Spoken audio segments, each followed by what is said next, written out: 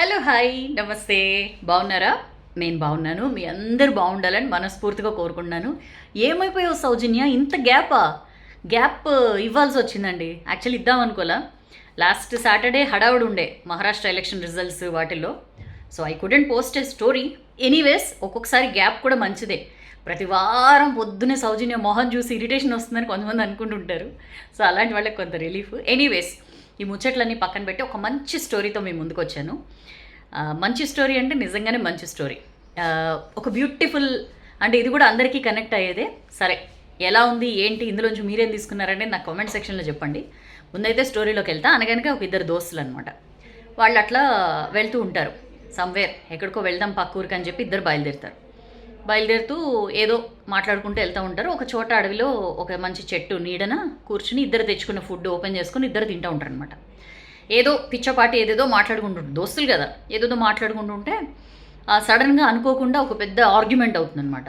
ఒక పెద్ద వాదన అయ్యి హీటెడ్ ఆర్గ్యుమెంట్ రూపం దాలుస్తుంది. ఆ తర్వాత ఇద్దరు ఒకరి మీద ఒకరు బాగా అరుచుకునేదాకా వెళ్ళి ఒక అతను కంట్రోల్ చేసుకోలేక లాక్ కొడతాడనమాట దోస్తుని. కొట్టిన తర్వాత అతను ఇమ్మీడియట్గా అసలు అట్లా షాక్ అయిపోతాడు, కొట్టేసి వెళ్ళిపోతాడనమాట అక్కడి నుంచి. ఇతను ఏం చేస్తాడంటే, ఎవరైతే చెంపదెబ్బ తిన్నాడో ఆ దోస్త్ ఏం చేస్తాడంటే అక్కడ మట్టిలో నాకు చాలా ఇష్టమైన నా ఫ్రెండ్ నన్ను కొట్టాడు ఇవాళ నా చెంప మీద అని చెప్పి అక్కడ రాస్తాడనమాట. ఇతను వెళ్తూ ఉంటాడు కానీ ఇతను చూస్తాడు ఇట్లా రాసిందని, వెళ్ళిపోతాడు. సరే, ఇతను కూడా ఇంకా లేచి బయలుదేరుతాడనమాట. ఇద్దరు అప్పటిదాకా మంచిగా జర్నీ చేసిన ఇద్దరు ఎడమొహం పెడమొహంలాగా, అతను ఒకడు ముందుకెళ్తుంటే ఇతను వెనకాల నడుచుకుంటూ వెళ్తూ ఉంటాడు. మాటలు ఉండవు, ఏముండవు అనమాట. కాసేపు అయిన తర్వాత ఒక చిన్న నీటి గుంట లాంటిది, ప్రవాహం పెద్దగా ఉండదు బట్ నీటి గుంట లాంటిది వస్తుందన్నమాట. ఈ ముందు ఎవరైతే కొట్టాడు కదా అతను ముందు నడుస్తున్నాడు కదా, అతను గబగబ నడుచుకుంటూ దాన్ని దాటేసి వెళ్ళిపోతాడు అనమాట. ఈ వెనకాల వస్తున్నాడు కదా దెబ్బ తిన్న దోస్తు, ఇతను నడుస్తూ అనుకోకుండా ఒక చోట లోతు ఎక్కువ ఉంటుంది, అది అతనికి తెలియక తన కాలు ఇరుక్కుపోయి అందులో స్టక్ అయిపోతాడనమాట. స్టక్ అయిపోయి చేతులు ఇలా పైకి పెట్టి హెల్ప్ హెల్ప్ అని అరుస్తూ ఉంటాడు. ఇతను ఏదో ఇదిలో ఉండి సడన్గా ఇట్లా వెనక్కి తిరిగి చూసేసరికి పాపం దోస్తు అరుస్తూ ఉంటాడనమాట. గబగబ పరిగెట్టుకుంటూ వచ్చి చేయి పట్టుకొని ఇంకా అతి కష్టం మీద లాగుతాడనమాట. కింద బురదలో ఇరుకపోతుంది అతని కాలు, బాగా లాగేసి మొత్తానికి బయటపడేస్తాడు. బయటపడేసిన తర్వాత బయటకు వచ్చిన తర్వాత అమ్మయ్య అనుకుని అక్కడ చెట్లు ఉంటాయి కదా, ఒకటి బాగా సూదిగా ఉన్న ఒక రాయి తీసుకుని ఆ చెట్ల మీద వాటి మీద రాయకూడదు బట్ అతను రాస్తాడనమాట. నాకెంతో ఇష్టమైన నా దోస్తు ఇవాళ నా ప్రాణాలు కాపాడాడు అని చెప్పి రాస్తాడనమాట. ఇది చూస్తాడు కదా, దోస్తు అడుగుతాడు, అరే నేను ఇందాక కూడా చూసిన, నువ్వు అక్కడేమో అక్కడ మట్టిలో రాసావు నేను నిన్ను కొట్టానని, ఇక్కడేమో చెట్టు మీద రాసావు, రాసింది నా గురించే, అక్కడేమో మట్టి మీద రాసావు, ఇక్కడ ఎందుకు చెట్టు మీద రాసావు అంటాడు. అంటే అప్పుడు దోస్తు అంటాడు, అది మట్టి మీద ఎందుకు రాశానంటే నువ్వు నాకు కొట్టావు అనేది ఒక బ్యాడ్ థింగ్, ఒక చేదు విషయం.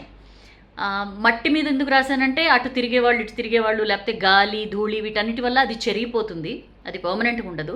బట్ నువ్వు నా ప్రాణాలు కాపాడావు అనేది చాలా గొప్ప విషయం, మంచి విషయం, నేను లైఫ్ లాంగ్ గుర్తుపెట్టుకోవాల్సిన విషయం, అందుకనే దాన్ని చెట్టు మీద చెక్కాను అని చెప్పి అంటాడు. ఎంత బాగుంది కదా.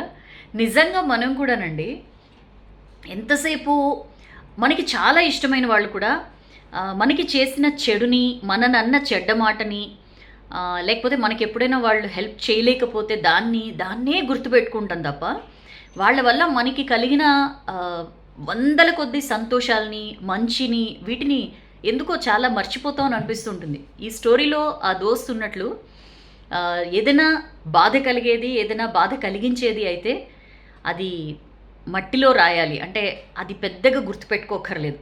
బట్ నిజంగా మనకి మంచి కలిగించేది, మనకి సంతోషం కలిగించేది అంటే ఎప్పటికీ గుర్తుండిపోయేలా మనసులో పెట్టుకోవాలి.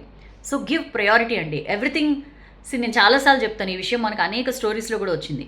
It is all about prioritising. మనం దేనికి ప్రాధాన్యతని ఇస్తున్నామనే దాన్ని బట్టే మన నడవడిక ఉంటుంది, దాన్ని నేను బలంగా నమ్ముతాను. సో లెట్ మీ నో, మీకు కూడా ఇట్లాంటి ఇన్సిడెంట్స్ ఏమైనా ఎదురయ్యాయా?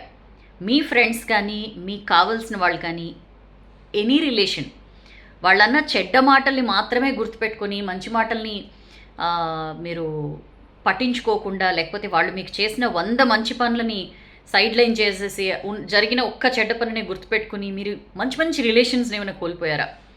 ఒకవేళ నిజంగా కోల్పోతే ఇట్స్ హై టైం అండి, ఇమ్మీడియట్గా కాల్ చేయండి, వాళ్ళకి మాట్లాడండి.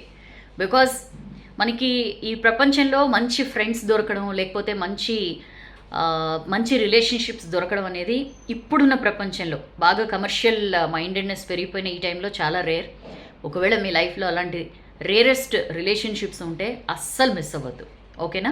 కింద కామెంట్ సెక్షన్లో పోస్ట్ చేయండి మీ అనుభవాలు, అండ్ ఈ స్టోరీ ఎలా అనిపించిందో కూడా చెప్పండి. బట్ షేర్ చేయడం అయితే మర్చిపోద్దు, ఎందుకంటే షేర్ చేస్తే మనం తెలుసుకున్న విషయం మనం 10 మందికి చెప్పిన వాళ్ళం అవుతాం. And yes, thank you so much for your lovely participation. Next week మరొక స్టోరీలో మళ్ళీ కలుస్తా. స్టోరీ లెంగ్త్ తగ్గించమని చాలామంది చెప్తున్నారు, శత విధాలు ప్రయత్నిస్తా. ఓకే, చలో నెక్స్ట్ వీడియోలో కలుద్దాం. స్టోరీ నచ్చితే లైక్ చేయండి, బాగా నచ్చితే షేర్ చేయడం అస్సలు మర్చిపోకండి. అండ్ ఒకవేళ ఎవరి వల్లైనా మీకు చెడు జరుగుంటే క్షమించి వదిలేయండి. ఓకేనా? నెక్స్ట్ వీక్ కలుద్దాం. This is your Soujanya signing off.